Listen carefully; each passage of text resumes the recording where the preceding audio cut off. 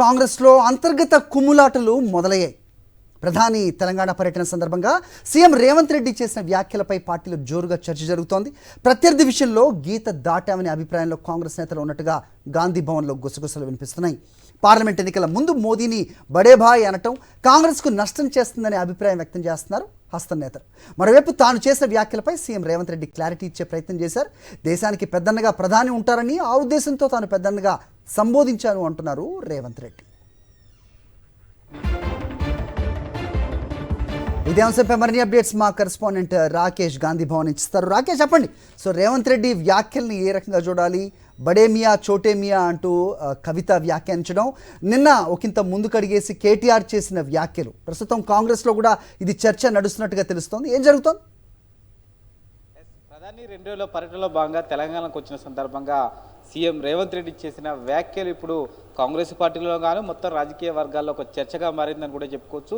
ముఖ్యంగా Congress party CM అయి ఉండి ప్రధానిని బడే బాయ్ అని వ్యాఖ్యానించడం అనేది పార్లమెంటు ఎన్నికల ముందు టీ కాంగ్రెస్కి అది నష్టమనే ఒక అభిప్రాయం అయితే సొంత పార్టీ నేతల్లో వ్యక్తమవుతోంది. బయటికి ఎవరు మాట్లాడకపోయినప్పటికీ అంతర్గతంగా దీనిపైన ఒక చర్చ అయితే జరుగుతూ ఉంది. ఇటు స్టేట్ పార్టీనే కాదు, అటు నేషనల్ పార్టీలో కూడా ఒక చర్చ జరుగుతూ ఉంది. ఈ అయితే మొత్తం చర్చకు చెక్ పెట్టేందుకు నిన్న CM Revanth Reddy chit chat పెట్టి మరీ దీన్ని క్లారిటీ ఇచ్చే ప్రయత్నం చేశారు.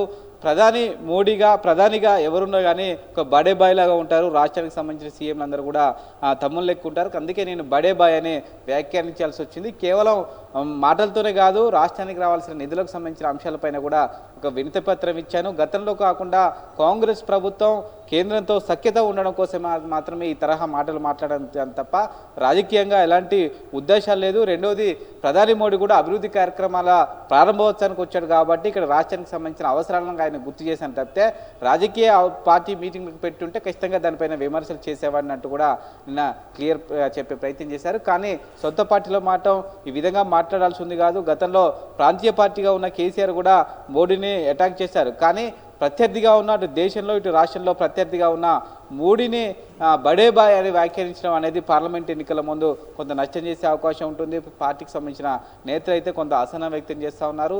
రేపు సిఈసి మీటింగ్ జరుగుతున్న నేపథ్యంలో అక్కడ ఒక చర్చకు వచ్చే అవకాశం ఉన్నట్టుగా టీ కాంగ్రెస్ నేతలు అయితే భావిస్తూ ఉన్నారు.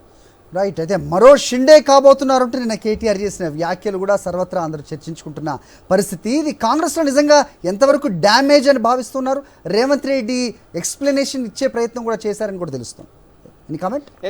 దీన్ని రాజకీయ విమర్శలుగానే భావిస్తూ ఉన్నారు.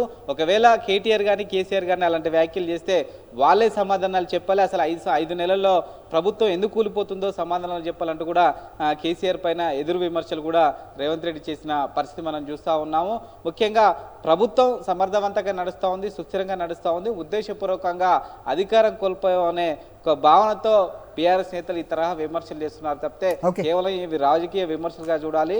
కాంగ్రెస్ ప్రభుత్వం 5 ఏళ్ల పాటు సమిష్టిగా పనిచేస్తుంది, అభివృద్ధి పదంలో దూసుకుపోతుందంటూ కూడా కాంగ్రెస్ నేతలు చెప్పే ప్రయత్నం చేస్తా ఉన్నారు.